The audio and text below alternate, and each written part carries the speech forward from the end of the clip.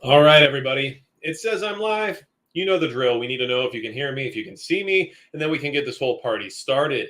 As you are aware, there's a lot of things going on, but we need to focus on a couple things at a time so that we don't get overwhelmed and so that we can kind of keep our eyes on the prize and stay focused rather than always trying to chase the next side of our tail, which is not something that I ever thought I'd say. And now that I said it out loud, I didn't like it.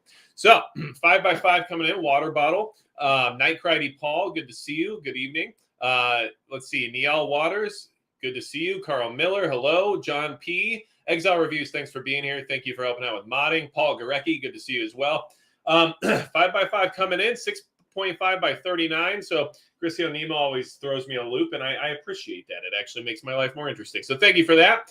Porky Prepper's here, Charlie Tuna, Isaac Haney, and then we have Tommy D. So good to see everybody, and let's go ahead and get this conversation started. Now, as you know, the title of tonight's stream is Prepping for a Summer of Violence and Scarcity, which is something I think we should be prepared for both mentally as well as physically, in the sense of having assets that we need set aside, food, water, backup power, and everything else. And I think that we know, as people who are in the preparedness community, that the summers ahead of election seasons tend to be a little bit chaotic. And we are seeing some of that happen right now. And it's going to get a little bit more interesting, a little more hairy as time goes on. So we need to definitely be ready for just about anything. So let's go ahead and start talking about the things that are happening that we need to pay attention to and to be aware of, in the sense of why we prepare the way that we do. Okay, there's a lot of things and a lot of aspects to preparation and preparedness that people try to pick apart because they think that one thing will happen and one thing won't, or that, you know, the likelihood of this is so low that it's not worth preparing for. And you know, if you're in my camp, we like to have as many options available to us as possible, and we like to keep possibilities open in the sense of what we're willing to accept being possible, because so many things could easily happen that are out of our control, and there's no point in trying to turn off any certain aspect of our thought process just because it's not comfortable or we don't really want to put the energy into it. So Oi to Tudian, good to see you. Bug Out Adventures is here as well. Small Town 1776. All right, so let's get this party started. Everyone here, you know the drill. Great to see you all here on a Monday night, as usual. You know, now that vacation is over, we're back to a normal schedule, and I think that that can be beneficial to us all right? So first things first, let's talk about it, okay? The DHS put out an advisory as to what their biggest concerns are in the sense of threats to national security, especially coming up on the summer months. And what it basically says in a nutshell is that all of the threats that they're concerned about are coming from within the country, and that we need to be prepared to deal with certain extremist activities as well as politically driven activities here in the near future, especially based around certain decisions that might come out from the Supreme Court, certain elections, in the sense of what type of political leaders are being elected, and whether or not we are going to find ourselves in a peaceful transition of said elections, right? That's what they're concerned about the most. Now, just so you know, it is a big thunderstorm going on over here tonight. So if I lose you, it's probably because of that. And if you hear my dogs being dumb, it's probably because of that. So I see that you guys are networking in the chat. I do appreciate that. I definitely suggest networking as best you can. So make sure you jump into the Discord so you guys can say hello. I've had some people send me some messages about having trouble getting into Discord. I haven't gotten back to those people yet because I just am busy. I'm not going to lie to you. And I get a little bit sidetracked sometimes. But I can't help you do things on Discord. If it's not working for you, there's nothing I can personally do. So do what you can and try to figure it out the best you can, okay? Now, that being said, this DHS advisory, we all know exactly how this all works, but their biggest focus, of course, is on domestic issues. And basically what they're trying to say is that we need to be aware that the threat from within is greater right now than from anywhere else. Whereas, you know, of course, back in the day, threats from outside of the country were definitely highly scrutinized and more concerning based on the fact that they were operating in a manner to affect us directly and to basically commit malicious acts within our country, within our borders. But now it's all coming from within. And so this is just the DHS National, Security Bulletin that you guys can easily read and search out yourself. But what I want to say here is that we can look at this in the sense of, in the coming months, DHS expects the threat environment to become more dynamic as several high-profile events could be exploited to justify acts of violence against a range of possible targets. These targets could include public gatherings, faith-based institutions, schools, racial, ethnic, and religious minorities, government facilities and personnel, U.S. critical infrastructure, the media, and perceived ideological opponents. So basically, every single aspect of your life is possibly a target, is what they're trying to say. And what they're going to then allude to is the fact that these threats are real based on things that are happening in real time and currently in the media. So let's go ahead and touch base on some of that. And the reason we're doing this is because what we saw in 2020 was not good. And especially if you live in an urban environment or in a city, rioting and looting and buildings being burnt to the ground and everything surrounding that, regardless of the reason behind it, is scary and also very dangerous. And that is something that you should anticipate running into again. It's not just a one-off situation. Riots have been part of our, nation's history since the beginning of it, but we are just witnessing it escalating now due to the fact that things have diminished in the sense of rule of law. They have also diminished in the sense of our economic prowess, and people's standing and their quality of life has diminished. So it's causing a perfect storm as to why these events are getting more tumultuous and more out of control. So that being said, South Florida DCL, good to see you. What is going on right now that we need to at least be aware of? Okay, so here's some examples as to the things that are happening right this second involving this whole situation, I guess you would say. Okay, so we just recently had a situation where 31 people were arrested near a pride event in Idaho. And now here's what I want to preface this whole conversation about.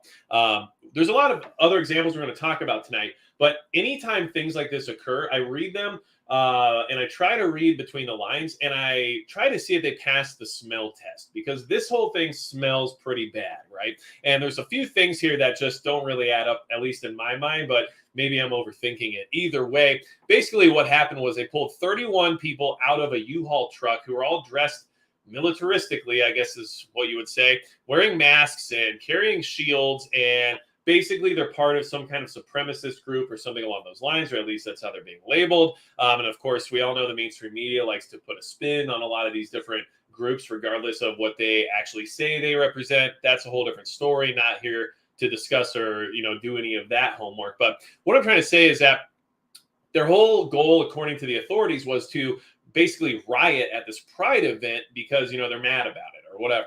But then to get caught inside of a U-Haul van and then to have very, very minimal gear, in the sense of, I think they're like trying to report on it, trying to make it seem like a big deal. They're like, we found a smoke grenade and some shin pads, as if they were going to go play a game of soccer or something. So the whole thing's really odd. And they're all dressed similarly. They all had their, their badges or labeling or whatever you want to call it, in the sense of trying to have some kind of uniformity. And it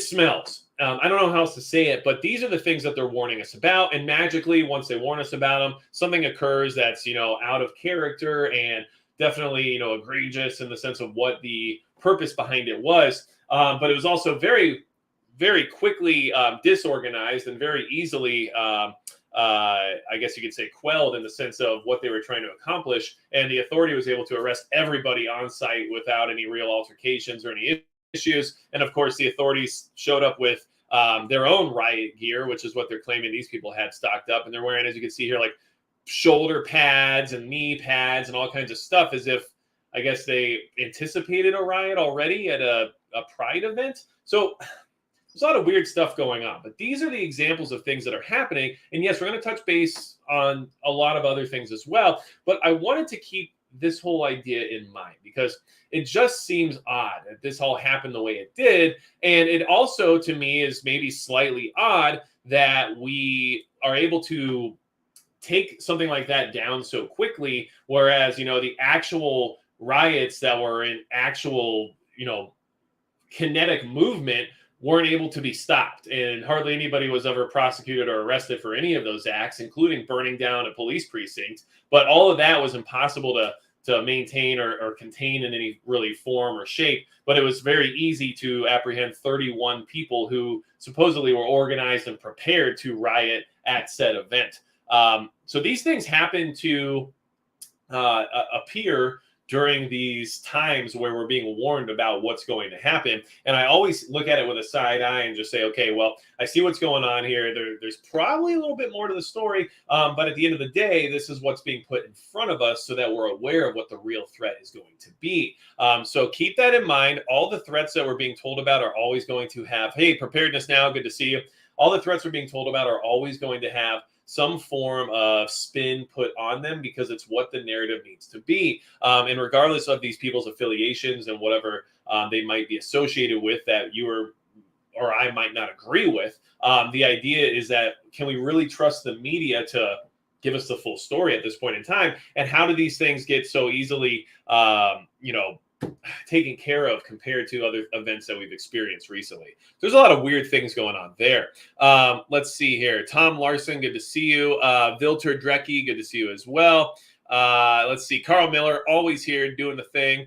Prepper Batman, good to see you too. Now, why are we talking about this? Because, we're preparing for a summer of scarcity and violence. In all honesty, we think, I honestly believe it's going to be very dangerous, especially in urban environments. And there's going to be more violent outbursts like what we've seen recently. And I think there's going to be connections, especially when we talk about ideological connections. And I think that, coming up in an election season, we all know that that is kind of the MO at this point in time. We should be prepared for it. And we should be aware of it being an issue.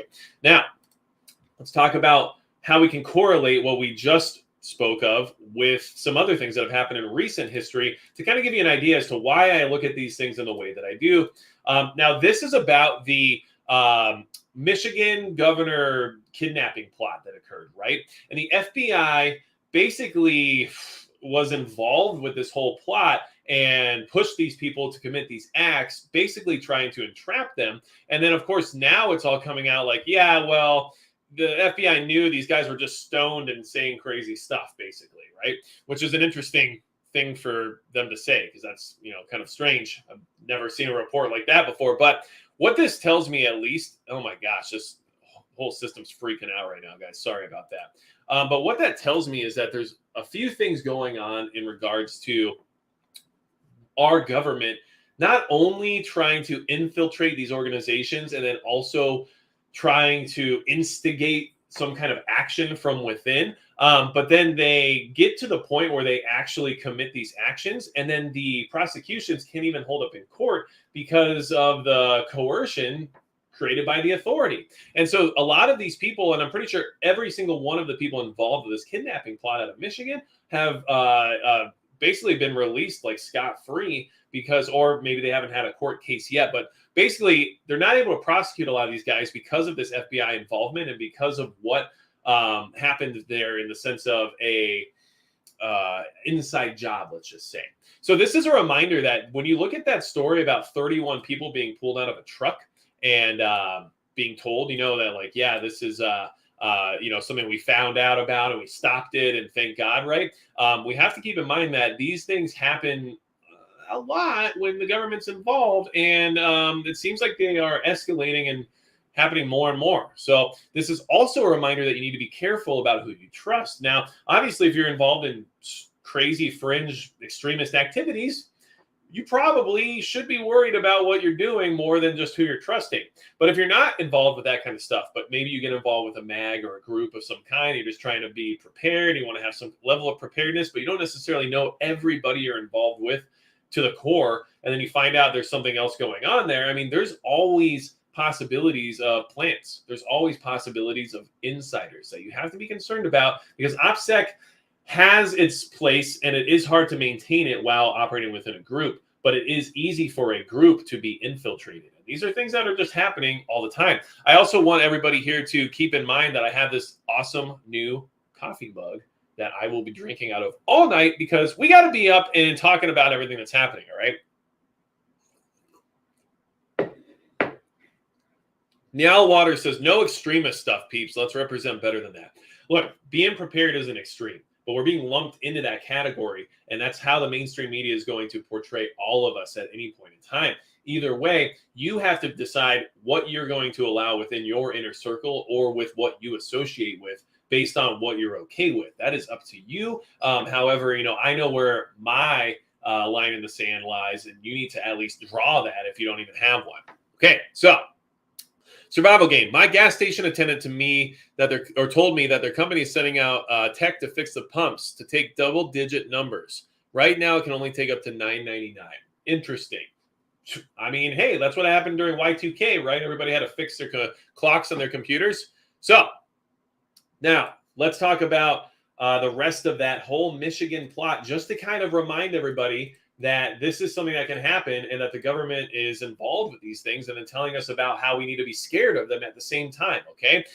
2 men were acquitted and 2 men face a new trial, no convictions in the kidnap plot because the FBI forced it all to happen and pushed these people to do these things. A lot of things happen within this conspiracy that basically was entrapment. I don't know what else to say. But this could happen to anyone at any point in time. And what we have to really be concerned about is that certain people who are part of certain, ideologies, especially if you're conservative or something like that, might be lured into these traps and then be used to make martyrs out of, right? Basically, they want to show everybody what happens when you try to, take your country back, or whatever other type of ideological, rant they want to use against you, and then to associate you with the problem and the danger.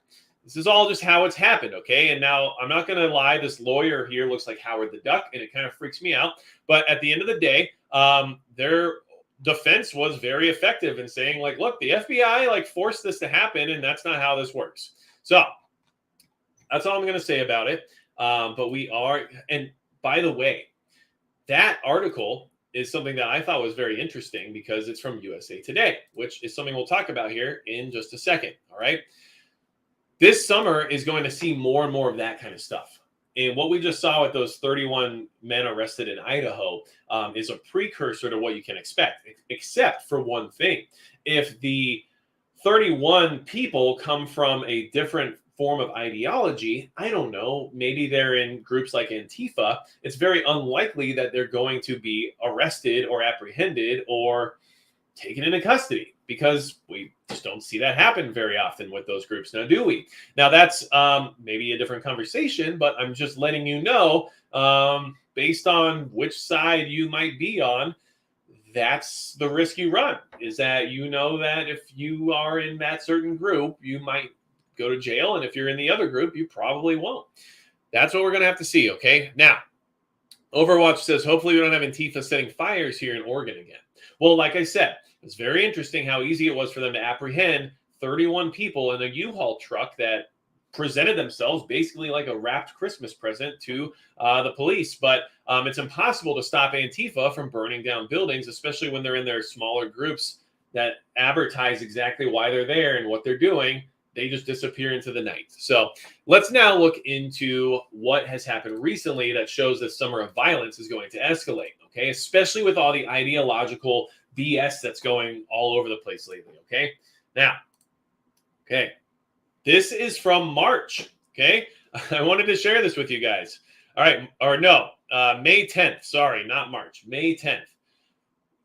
Brett Kavanaugh is not in danger, unlike the abortion precedent he's ready to overturn. Okay. Now, however you feel about that whole situation, that's up to you. You're allowed to have your own political affiliations and your own thought process and opinion on what the nation should do about certain topics. Welcome to America, where we're supposed to be able to have dialogue and be able to have different opinions without losing it on each other. But it's not really where we live anymore now, is it?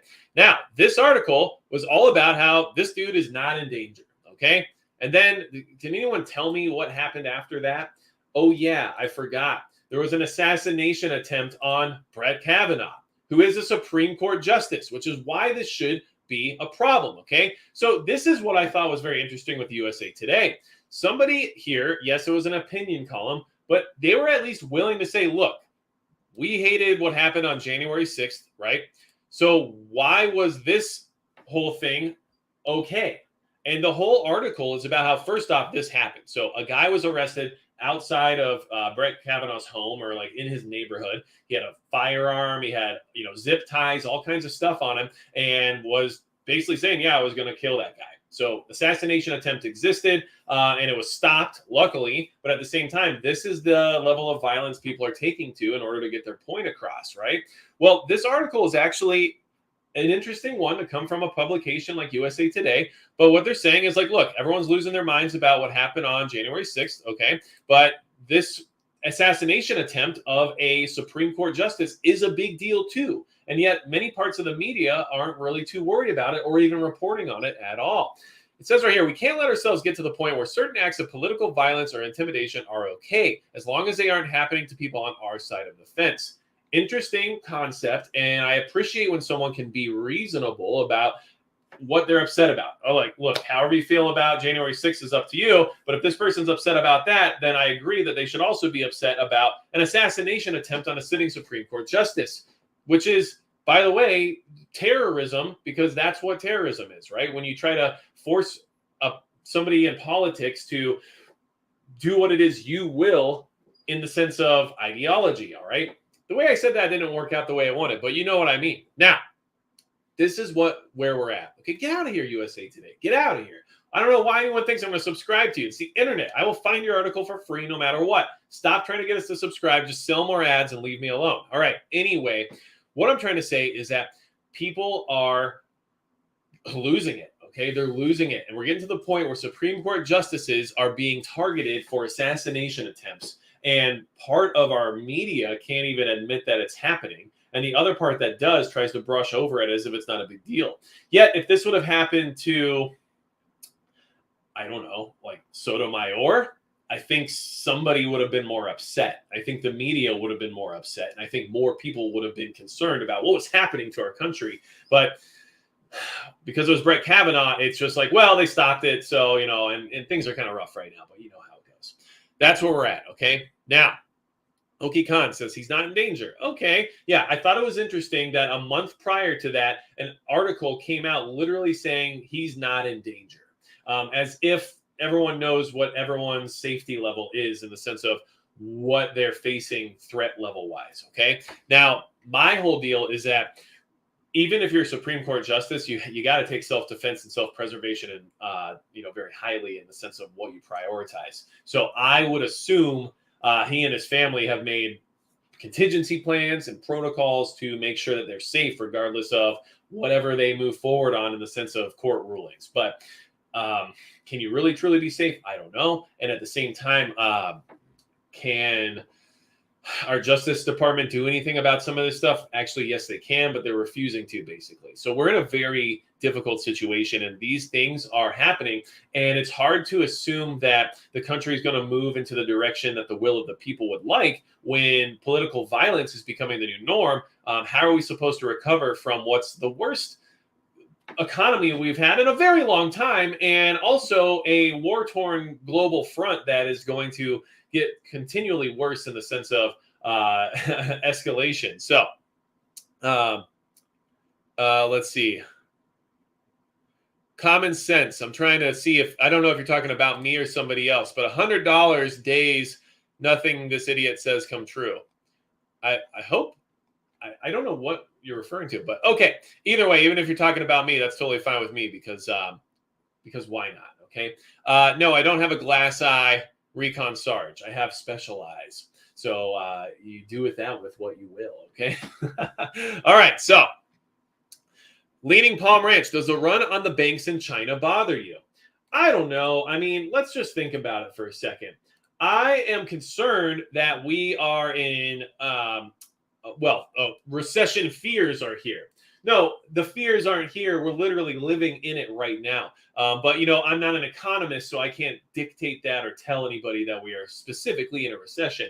But I don't care what anyone says. If you're going to tell me that inflation's 8.6% based on the CPI, and then tell me that the stock markets are falling back into a bear market, and then the Asian stocks are also sliding as recession fears send Wall Street into the bear market, but we're not quite in a recession yet, I don't know what you're smoking, but it's got to be some serious stuff because we are in a very bad spot economically right now. And you know what? Here's what I want to say about that.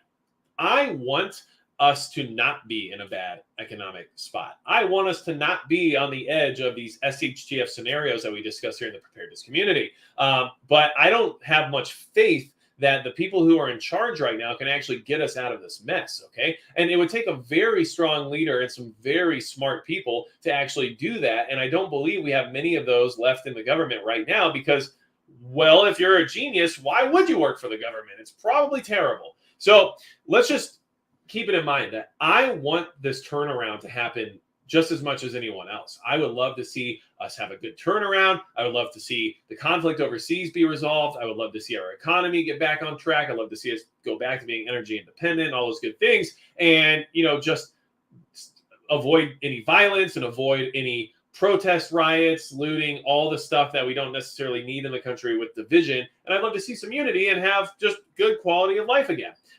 Would you say, oh, well, that's probably not great for preparedness videos or for prepper videos, right? You probably won't get as many views then. So what? Oh, no, life's better for everybody. Darn, my views are down.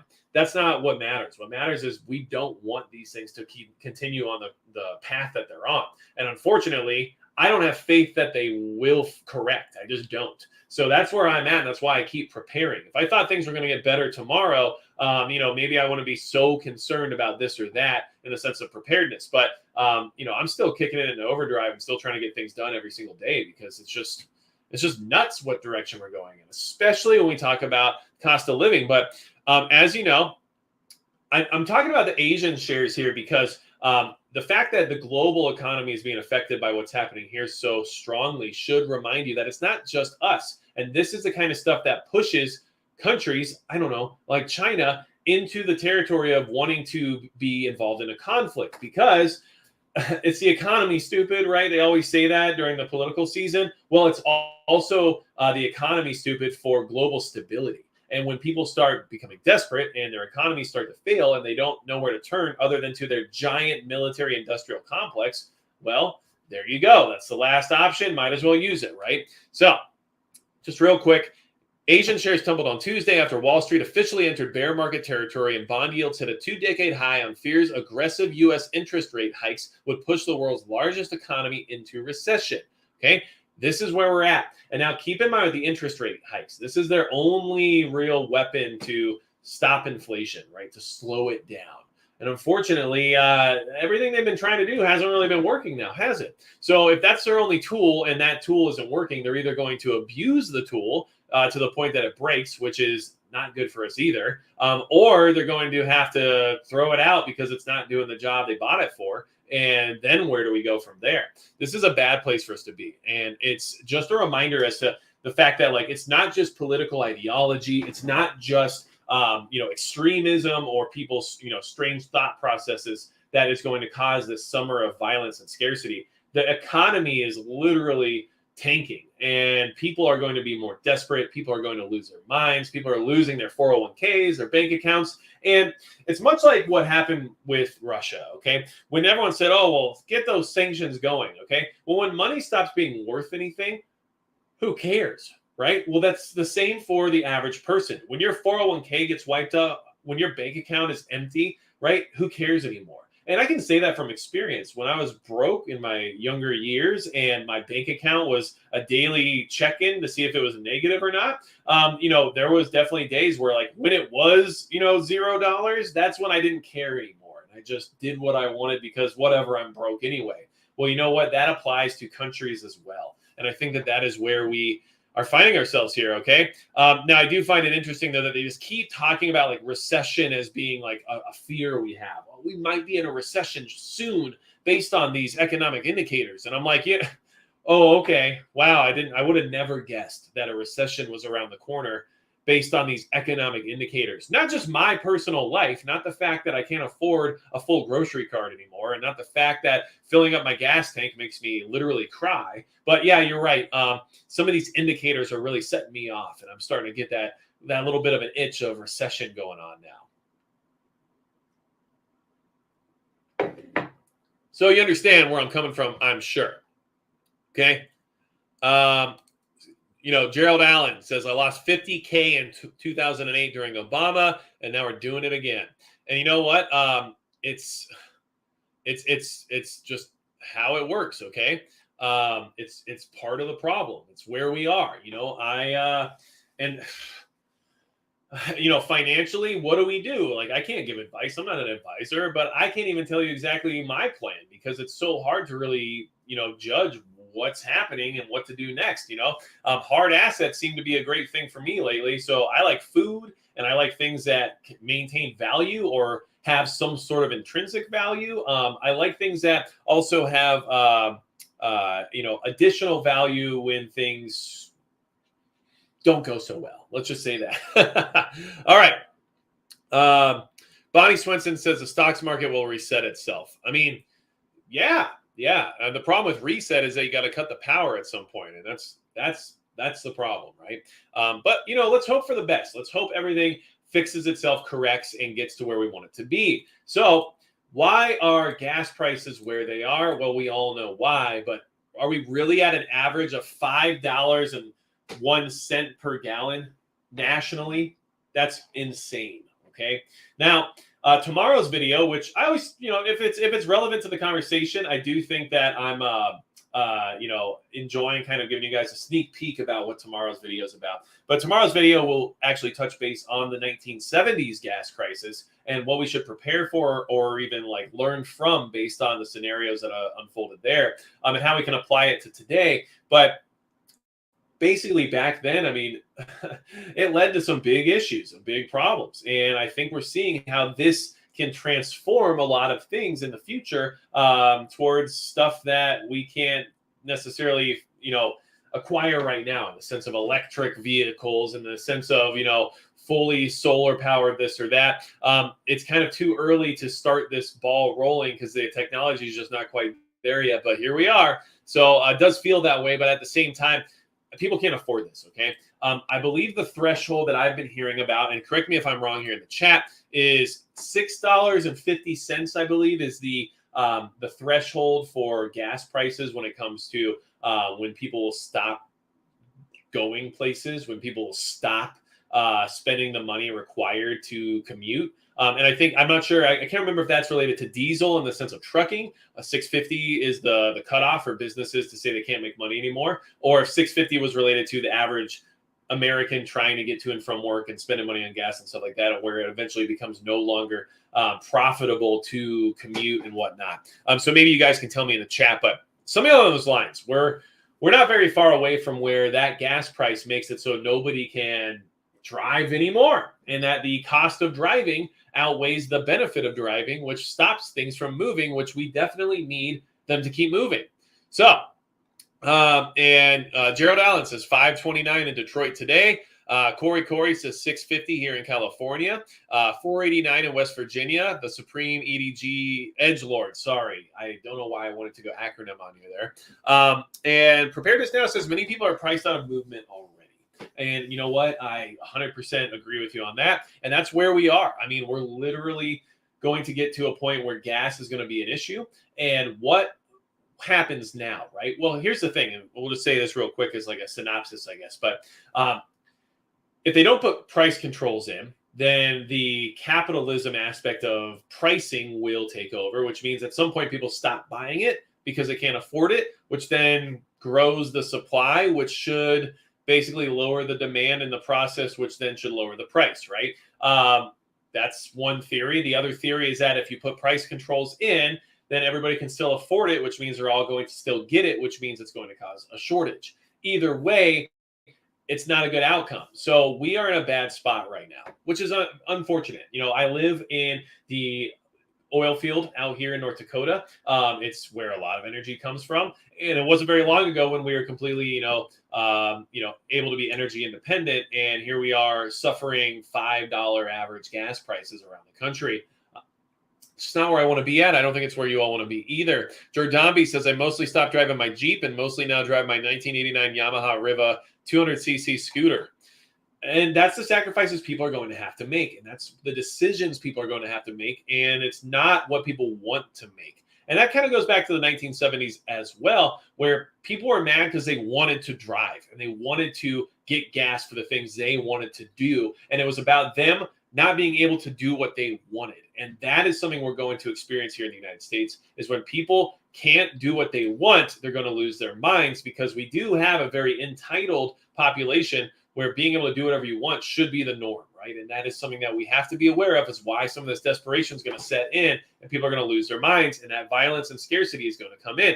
And gas is becoming scarce, not because of the supply, but because people can't afford it, right? So if I don't have gas and you don't have gas, it's scarce between us. Even if it's not scarce at the pump, we no longer have it because we can't afford it. And that should tell you something. It's like in many third world countries where, there's probably gun control because that's how the country maintained its third level status, in the sense of the government being authoritarian and not allowing the people to progress. But at the same time, if there's not gun control, you might as well have it, because no one can afford to go buy guns and get ammo or anything else anyway, so it doesn't matter. And that's exactly the same thing that can happen here with gas, okay? So gas is about to hit $5 a gallon. This is from 3 days ago. So it already did now, okay? And what they're saying is it could go even higher, right?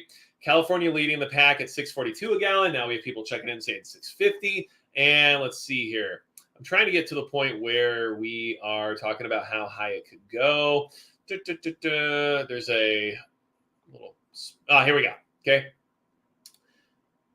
So, though the current $4.99 a gallon is a record dollar amount, adjusted for inflation, it's still below the 2008 peak of $4.14, which would be about $5.56 now, okay? So if we talk about inflation and we add that in, $5.56 was the peak of 2008. I think we can easily see $5.56 a gallon.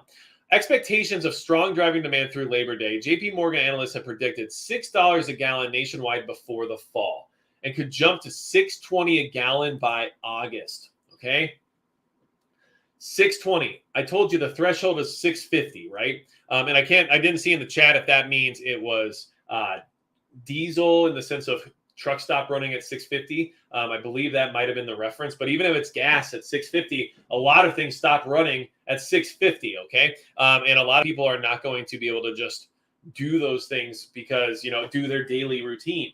When I lived in California, which is where gas is really expensive right now, I used to commute anywhere between 40 minutes to an hour, depending on what job I was working and where we were living at the time, because that's how a lot of things work in California. If you want to make good money, sometimes you have to commute. So I couldn't afford to live in San Jose per se, but I could afford to drive there. So I lived an hour away so that I could make the big money in San Jose while, actually being able to afford my rent in another town. Well, that is a big issue that a lot of people face. And at $6.50 a gallon, those people aren't going to be able to just keep paying that. And those people are going to have to either get new jobs locally where they'll make less money. And then there will be the labor shortage in those bigger cities where they are going to have their own issues because of that. So there's just a lot of ways that this whole thing snowballs on itself and compounds. It's a really big problem. I saw somebody said they spent $240 to fill up their F-250, right? That was MX Old Timer for BRAP. I think I said that right, okay? And then Grisio Nemo says travel season is also just starting. The 4th of July is just around the corner. Yeah, that's true. And that is exactly where we are in the country is people are going to travel because they haven't been able to travel for so long, but then they're going to be broke after, and then they'll never travel again. I don't know, but that's kind of what it feels like lately now, isn't it? So let's talk about $6.20 by August. $6.20. I mean, that's crazy, okay? You guys, this is huge. It goes, every cost of fuel goes onto us, the consumer, at some point. Whether or not it's through your food, through your energy bill, whether or not it's through anything you buy, is going to have more money attached to it because of the price of fuel, not to mention the fuel itself and everything else related to it. So we're getting shellacked when it comes to that, all right?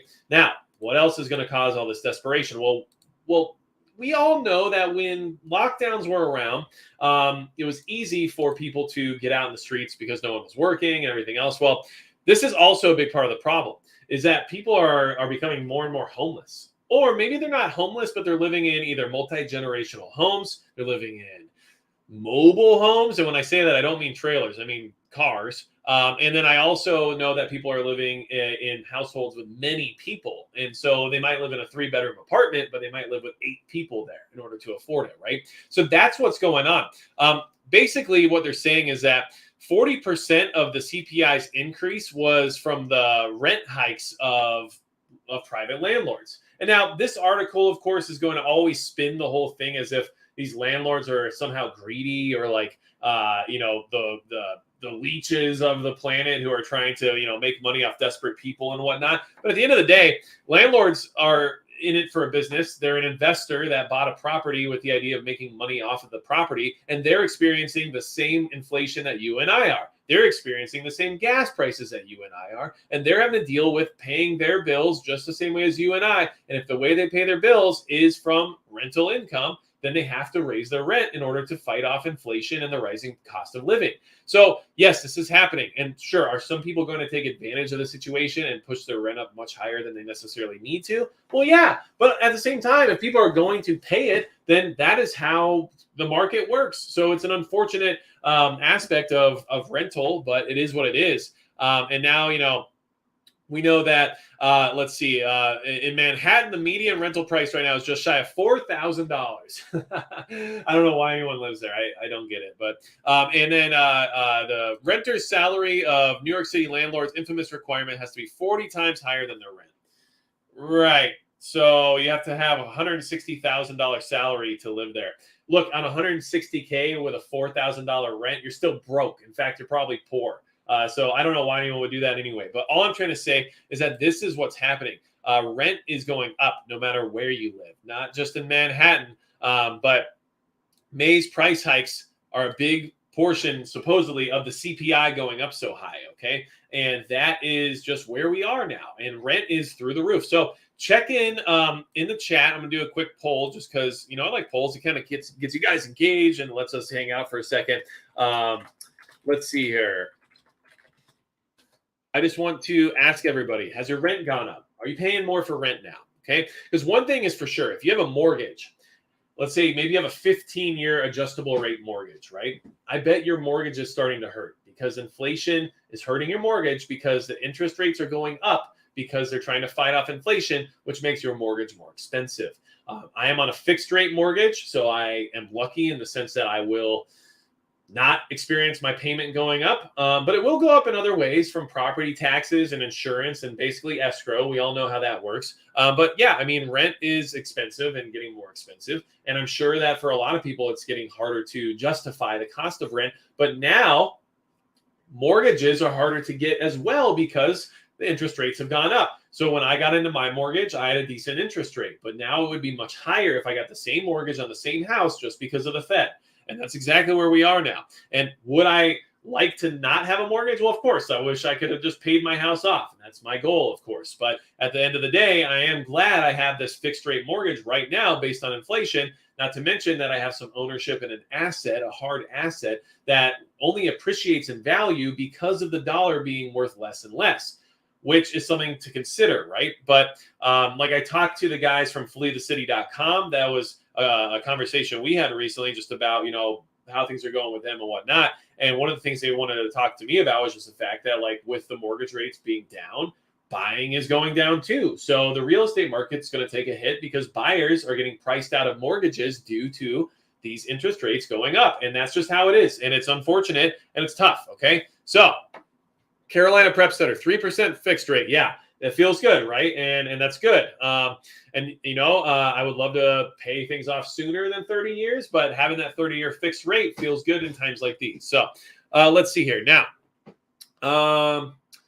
Chris Spivey is worried about their son who's trying to find a place. And yeah, at 20 years old right now, it seems feasibly impossible because how are you supposed to actually make enough money to do that nowadays? Empress says, I make $18.50 an hour full time and I'm still screwed. I bet, because I've seen a meme recently that I thought was relevant to where we are these days. But it was like everyone freaked out pushing for $15 an hour minimum wage. And now it's not worth anything. And that's exactly where we are. Okay. So why else are we going to be facing scarcities? Well, here's something to keep in mind. Okay. One of the reasons for violence in any aspect, and one of the reasons for conflict in any aspect, is food. Okay. Keep in mind what happens with food. And the thumbnail of tonight's live stream was actually from the food riots going on in Sri Lanka. And Sri Lanka has been experiencing those off and on now for quite some time. And the issue is that people don't care whose fault it is when they start to starve. They don't care. They're going to blame the government no matter who did what, no matter who's in charge of this, or no matter who caused what conflict or what's happening in other parts of the world. If people are starving here now, They're going to act out here and now against who is here and now, not about any other thing that's going on in the world, okay? Now, global food prices are soaring, and rice could be next. Now, this is a prepper staple. We love our rice. I love our rice. It stores so well. It's very dense. It's high in calories. You could store it for 25 years when properly sealed up in some Mylar. I mean, it's the way to go. It's going up in price. Get your rice now. Like, get more rice, okay? I have a ton of rice, and I need more. And it's like I almost hate buying it because I'm like, oh, God, more rice. But who cares how boring it is? When you have it, you're going to be glad you had it. And if you want to start eating it, even, I don't know, this fall, when things are so expensive you can't afford them, hey, at least you spend a lot less money on the rice you're eating now rather than buying rice then, okay? So food prices have been on the rise in the past few months. Export bans have followed. Rice could be next in line. The United Nations Food and Agricultural Organization Food Price Index already shows international rice prices creeping up for the 5th straight month to reach a 12-month high, okay? Much of the rice I own was bought a long time ago, more than 12 months ago. It was very inexpensive. However, I did do some recent price checking, and at least in my area, you can still get rice for similar prices to what I paid 2, 3, 4, maybe even 5 years ago, depending on what bucket we're looking at. But what I'm trying to say is, listen, it's only going to get more expensive. So you don't have rice, you don't have food prepped up. I mean, you got to get it now. It's not going to get any cheaper. It's only going to get more expensive. And you know what? Maybe in 3, 4, 5, 10 years post-nuclear war, maybe then the food prices will go down. I don't think we'll have a nuclear war within 10 years, but I'm definitely not writing off the possibility. Trust me on that. But what I'm trying to say is that food's going to be more expensive for a very long time. And in fact, maybe will never be as cheap as it is right this second. That's just how things work, okay? And as you can see, it's just like back in the 60s, you know, what, a Coke cost a quarter or a nickel or whatever, you know, and it's not because of inflation and everything else. It's just the way the world works. Things become more expensive. Now, let's just talk about how rice, a staple in much of Asia, could be next, all right? Rice is big. We need it. We need as much as we can get. But one thing we have to keep in mind is that China produces the most rice out of any other country, okay? Well, what does that mean? Well, if China decides to turn off the rice valve, the rice stops flowing, okay? Right behind them is India. Now, India and China have a weird relationship, and India and the U.S. have a weird relationship. But in a global conflict scenario, I'm not going to trust that India is just going to be our best friend. The reason behind that is because they're part of the BRICS banking system, okay? So if China and India are in the same banking system, and then they decide to split when it comes to global conflict, that seems counterintuitive now, doesn't it? Not to mention, at some point, relatively soon, based on the way the economy is going, China might have more to offer India, so they'll have to also weigh that out in the sense of who they'd rather give their allegiance to. That being said, rice is a big deal, feeds a lot of the world. Prices are going up, and the people who control it aren't necessarily going to give us what we need here in the United States just because we need it, okay? These are all things you got to keep in mind, okay? And honestly, I mean, wheat prices are up 50% since a year ago. What do you think is going to happen to rice? Especially if we see something happen with Taiwan. Do you think that rice is just going to keep flowing all around the world? And oh, by the way, don't forget, there's still a ton of boats that are not coming out of Shanghai and not coming out of China. Whole different conversation, but the supply chain is still completely screwed. So don't be surprised if that comes back around to bite you every single time like you expect it to, okay? Now, in the poll, 43% of you, your rent has gone up, and 57% it has not, okay? So, I mean, that's good in the sense of the majority have not had to pay more rent, but that's still 43% of our community here paying more for rent. So what does that mean? Well, if we apply that nationally in general, if 43% of the population's rent goes up and then nobody can afford to live in their home anymore, at least 43% of those people around the country, that's a lot of people that are suddenly displaced, desperate, and probably willing to do things they might not have done before. So these are the things we have to keep in mind and consider, okay? All right. Sergeant Rocco, my rent hasn't gone up, but our lease isn't up for another 2 months. And that is where they get you. And so don't be surprised what happens 2 months from now, all right? Chris Spivey says, buy a generator if you can. you know what? Having a backup power source is huge. I have gas generator as well as solar generators because I think having options is good. And I think that there's a time and a place for different types of fuel and different types of power consumption needs.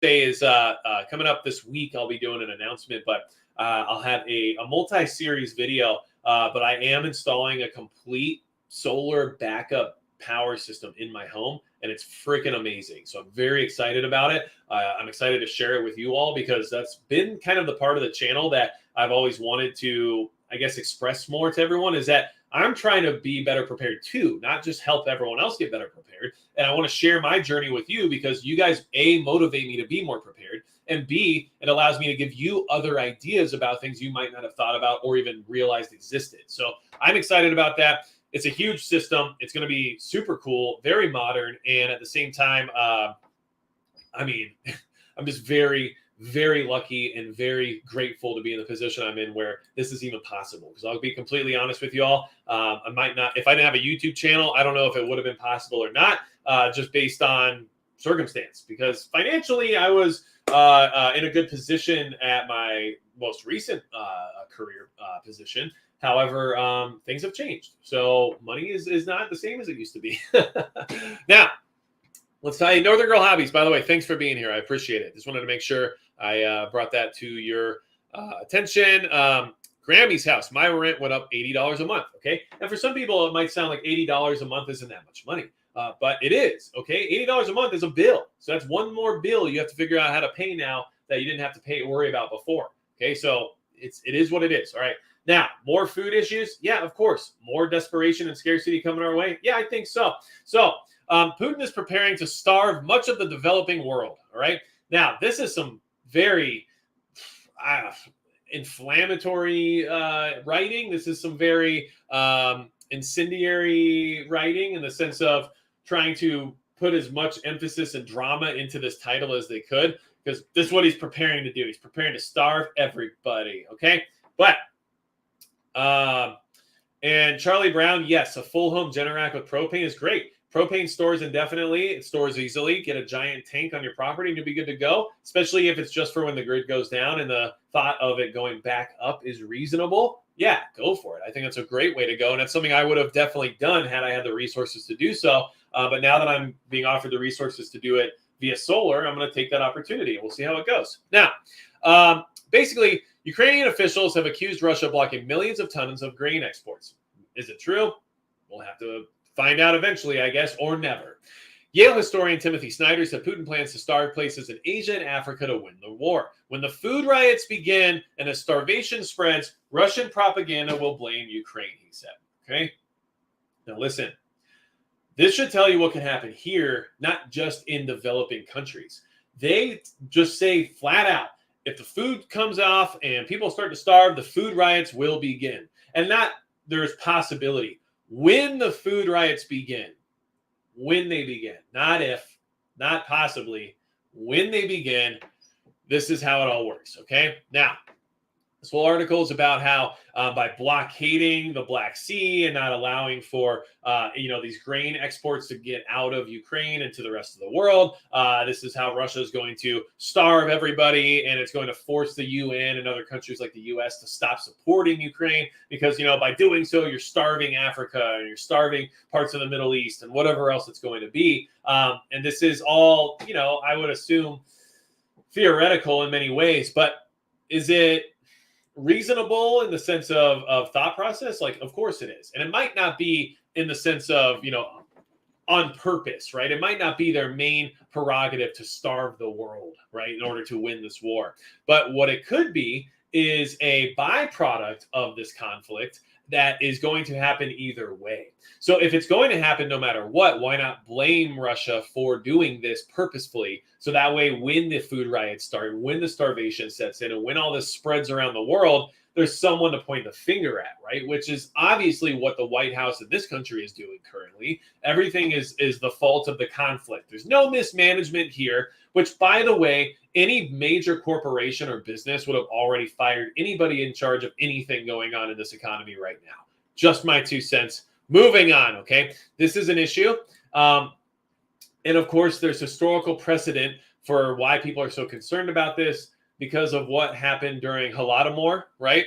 The whole situation there where the Soviet Union basically starved Ukraine out, and millions of people died during the 1930s due to a military strategy involving starvation. Okay. So, yes, there is historical precedent as to why the concern is there, to why Russia might be using tactics like this. But at the end of the day, even if it's just a byproduct of the conflict, they're going to use it as it being, like they said Russia will use it as propaganda and blaming it on Ukraine. I think that the Western media can use it as propaganda and blame it on Russia just the same way, can't they? Seems very plausible. By the way, I said all the bad words tonight in the sense of what the magical rhythm of the night likes to get mad about here on the platform. So, oops. Oh, well, it's already down the drain. So now, let's see. Eldritch Genator says 762 by 39 will become expensive once conflict escalates. Already has. Yeah, that's true. And obviously, there's also the ammo ban and all that kind of stuff. And manufacturers are starting to try to catch up on that. But yeah, I believe so. I agree with you on that. I also am not necessarily bought into 762 by 39 as a go-to cartridge myself. So part of me moving away from that was based on current events and circumstances and everything else related to that whole situation. Although I think it's great to have, and I think it does what it's supposed to. And I think that the platform it utilizes the most is definitely a good platform. I've kind of switched over to the most boring stuff because that's what everybody else in my area uses. And I want to have some commonality and universality as to what we can do in the sense of parts, logistics, and everything else. So it's boring and it sucks sometimes, but it is what it is, right? It's kind of like having a Glock. It's like, oh man, I hate it, but it's dumb not to, I guess. So here we are. All right, now that I made everybody mad, Maniac Prepper. Maniac Prepper, Maniac Prepper and Magic Prepper combined is kind of like the reverse Avengers. I'm kind of worried about what that would allude to. And I don't know. You guys tell me in the chat, but would the reverse Avengers be the Marauders? Hashtag Marauders all day long. Just saying, that's what we're here for. Monday night is Marauder Monday. I don't care what anyone says. Okay, now moving on from there. Okay, we know the precedent for that. Now, what else do we need to be concerned about? Well, it's something I have always been concerned about, and you guys should be aware of that because of videos I made in the past where I talk about like top 5 threats, SHTF, this or that, blah, blah, blah. But this is concerning. It might not be true. Google suspends engineer who claims its AI is sentient. Okay, now there's a lot of other AI engineers coming out and being like, no, overreaction, this or that. But either way, okay, it's one of their chat bots, basically. Their conversation bots, their language interpretation bots that is programmed to understand speech and everything else. Okay, basically, and I'm not trying to get too technical here. All I'm trying to say is that somebody from within Google said, look, this thing is sentient. I'm concerned about it. People should know about it. Google got mad, probably rightfully so, because it sounds like an NDA was probably breached or something along those lines. And at the same time, this engineer seems to assume that them telling everyone about this happening is more important than them having a job. My concern with AI is all of the usual concerns that any of us should have. Could it solve all the world's problems? Probably. Could it eventually realize that we are the world's problem? Yeah, probably that too. And many AI researchers throughout the years have mentioned that they know exactly what this might lead to eventually, but they're going to do it anyway in the name of science, regardless of how dangerous it might be for the human race. If AI is sentient, man, you guys tell me right now in the chat. I don't know what round is best for robots or T100s, but let me know your thoughts so I can start stocking up because, I'm down for the John Connor resistance movement. I just don't know exactly what I should be using for it. I got a 460 Smith & Wesson. Is that going to be good to go if I load it up with some depleted uranium maybe? I don't know. You tell me. Now, look, there's a lot going on. We all know that, okay? We all also know that there is, I guess, what you would say, inherent risks okay, with anything we do in preparedness.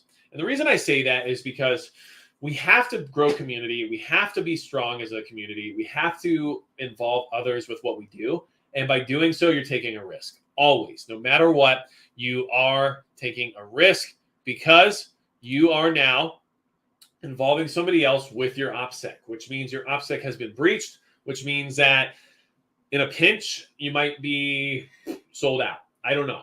But at the same time, without people, it is a problem, okay? Gricio Nemo says, no, AI is not sentient. Well, we can't give it consciousness right now.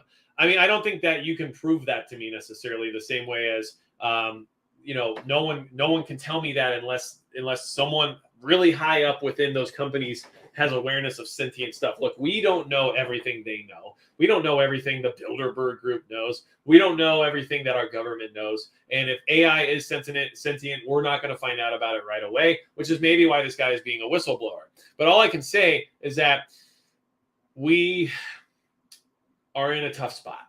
This summer is going to be rough, okay? I don't like where it's heading. I don't like the fact that the economy is in a bad place, and we're coming up on an election year, and gas is through the roof, and just keep adding to the list, okay? And when you want to add the price of food and food scarcity to that mixture, you get something very explosive. And it bothers me because I think people are going to react in a way that we all know is going to be detrimental to our ability to live freely without interference. Because every time somebody does something crazy, every time somebody does something ideologically driven, it leads to people thinking that we need to lose freedoms and rights in order to protect us, right? Safety is the number one killer of freedom. It just is. And that's what concerns me about where we're heading and what direction we're going in.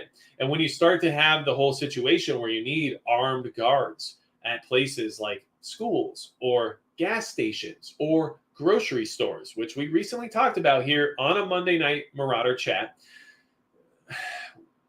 what are we doing then, right? You tell me. It turns into Hunger Games very fast now, doesn't it? All right. And no, I don't look like Katniss. I don't know why people say that, but it's definitely not true. So that being said, I want everyone to know, Waitehead84, thank you so much for the super chat. I want everyone to know we're going to do the things. We're going to keep making it happen. And at the same time, I want things to get better. Don't confuse that, okay? And I think that's a confusion in the preparedness community among many prepper channels. Everyone has this idea that because we talk about some of the more negative stuff that's happening in the world, that like we want those things to be happening, or we prefer a dystopian environment because of what it brings to the table. But that's just not the case. And for people to assume, oh, they're just pushing this stuff because of this or that. Nobody's pushing anything. We're actually trying to make people aware of what's going on. The things that are happening are literally happening. So to turn a blind eye just because doesn't help anybody become more prepared. Yes, there's a way to package things that can be more sensationalist and could probably drive more viewership to you by doing so. But at the end of the day, having the knowledge of what's going on is still beneficial, especially if you don't let it affect you in a sense of, emotionally pushing you towards things that you wouldn't otherwise do. Don't go live in a bunker right now just because of the conflict happening overseas. But keep a keen eye on that conflict so that if that time comes, maybe it's time to go to the bunker. That's what we need to be doing here. Don't hyper-focus, but be aware. And it's just the same thing I would tell somebody in the sense of self-defense, right? If you're out to eat, have some situational awareness. Don't get so hyper-focused on the conversation at the table. You don't recognize the guy walking in the door with a trench coat looking like he just got out of robbing a bank that is clearly there to cause a problem, because that is going to be an issue that we're all going to face. Where you are and the more populated the area is that you are at, the more likely you're going to encounter something dangerous here in the near future based on not only what the Department of Homeland Security is telling us, but obvious facts that we have learned over the last few years. And based on the environment and based on the timing, we're in for a couple rough months. We definitely need to be aware of that, okay? So I'm trying my best, okay? Sergeant Rocco says I look like Dib from Invader Zim growing up. I might have to check into that, but I'm okay with that, I'm good with that. There's some doppelgangers out there. Now, I want everyone to understand, no, I don't dye my hair to have the gray streak in it. I think part of it is running a YouTube channel that is slowly aging me in a way I didn't expect. But at the same time, I also have many doppelgangers out there in the world of animation, anime, in the sense of cosplayers and stuff like that. People like doing a gray streak in their hair for whatever purpose, I don't know. But then it creates this aura and this atmosphere that this is something people want to do on purpose. So therefore, that's what I did. And that's not the case. Remember, they stole it from me. And the next time you see somebody looking sweet with a gray streak in their hair like mine, you know that they stole it from Magic Prepper, and that's all there is to it. So I'm glad we can be on the same page there. Keith in Arizona, I don't know why you're sorry to your mom, but hey, you can say it here, and I said it for you too. So Mom, he's sorry. And Chris Spivey, I am cool with looking heavy metal. Trust me on that one. I think I missed my era in a few ways, but when I'm hanging out and jamming out to, I don't know, Alice Cooper and friggin' all kinds of hair bands, I'm just like, what am I doing to myself? But then again, I really enjoy it. So what am I supposed to do, right? But at the end of the day, and look, if you're not listening to obscure 80s hair bands like Pretty Maids, I don't know what to tell you. You haven't found the gold yet. But keep preparing.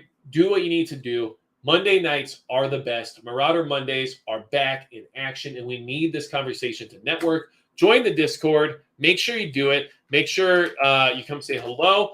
I am not as active in it as I would like to be, but I just have a lot of stuff going on, so I apologize. I try to interact with you guys when I can, but I'm sure the mods as well as the people in the Discord will tell you right now that, yeah, Magic's like MIA most of the time, so don't expect much, right? I appreciate everyone's understanding on that. So, but it's a great place to network. It has state channels, it has country channels, and it will allow you to maybe build some community, which we need to be doing, okay? Sean Samuels can't afford a bunker. Neither can I. But you know what?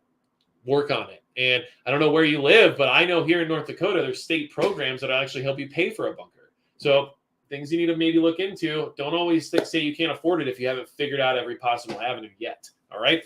Anything else you guys need? You know where to find me. And besides that, that's going to be it for Magic Prepper.